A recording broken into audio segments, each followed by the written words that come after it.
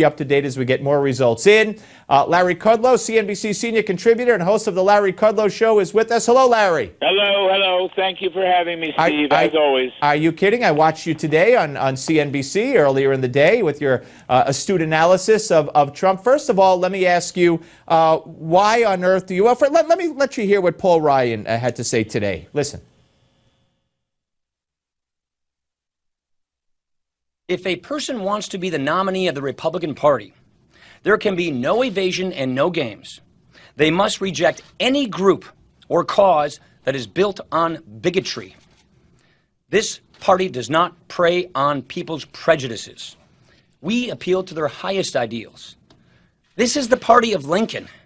We believe all people are created equal in the eyes of God and our government. This is fundamental. And if someone wants to be our nominee, they must understand this. I hope this is the last time I need to speak out on this race.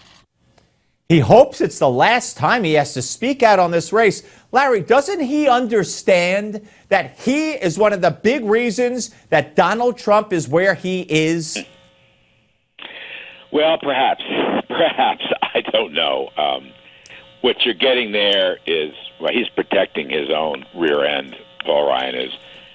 And look, this whole flap about David Duke and the KKK, it's an odd story because, as you know, Donald Trump tweeted, against Duke last Friday. In fact, he went against Duke at a rally or two last week. And going all the way back to the year 2000, when Trump was considering joining the Reform Party and possibly running for something, he pulled out because of the presence of David Duke. And so I don't know of any evidence whatsoever, I mean this, that Donald Trump is some kind of white supremacist or racist or anything.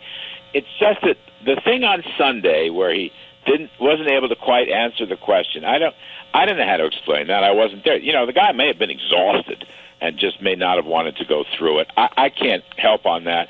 But really, that tells you nothing about Donald Trump's character and his generosity. He is not a racist. Anyone who knows him will tell you that. I agree. And his daughter is Jewish. She converted. His grandchildren, Jewish. His son-in-law, Jewish. And as you said, it was bizarre because then to claim afterward you didn't hear when you repeated the name of David Duke, none of it makes sense. But let's move on from it because I can't figure out why he did what he did. But I agree with you. He's not a racist, and it doesn't speak to his character. And he's condemned him in the past, and he's condemned him since. So let's move on, and let's talk a little bit about what we could expect tonight. Let's focus on Texas. What do you think is going to happen in Texas?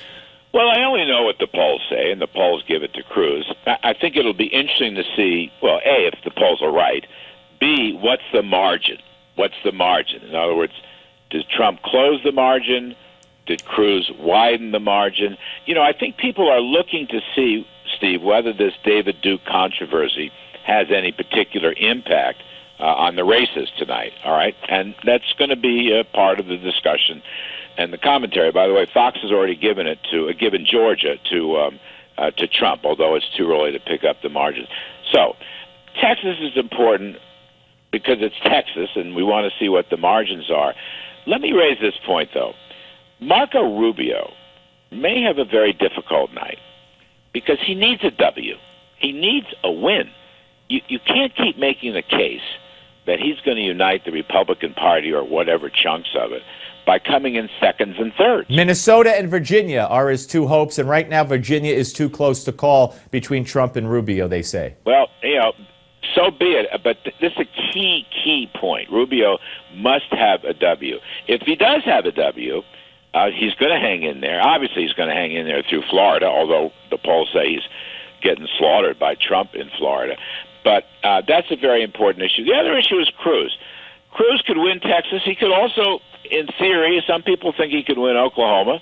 Some people think he could win Arkansas. If that were to happen, it would give Cruz a leg up. There's no question about that. So we'll have to see. If Rubio doesn't get a W and Cruz takes Texas and maybe something else, I think you got a two-man horse race. If Rubio does get a win someplace, then you're still going to move on, and we're going to go up to Michigan and Florida on March 15th. All right, let's skip ahead to the convention. Trump gets in there first ballot, he doesn't have enough because it is a three-man race, let's say, till the very end. Nobody gets out as far as Rubio or Cruz. I mean, do you give any credence to this Mitt Romney nonsense? Well, I don't. But you raised an interesting scenario. If Trump gets to the convention and he has a majority, but it's not enough to put him over, then it becomes a very complicated process, in which case Mitt Romney, probably will play some kind of role. Remember, a lot of these delegates, not all of them, but a lot of these delegates are bound only on ballot one, and then they're free agents after that. Right. My point today is, with respect to Mitt Romney, who is hacking away at Donald Trump right now, and there is this sort of loose group of people, Karl Rove and some others, that think right now, during the primary season, they could raise $100 million and stop Trump from getting anything close to the numbers he needs on delegates. And in that sense, I don't know what Romney's doing, okay? Yeah. He's a good man. I like him. But politically, he's kind of a eunuch, isn't he? Yeah, he's hanging around. God to help us if it's him. And I got to go, Larry, but then I predict if he gets screwed at the convention, Trump, by just missing on the first ballot, he will run as a third party, and you get Hillary. Larry, great to talk to you, sir. Thank you very much.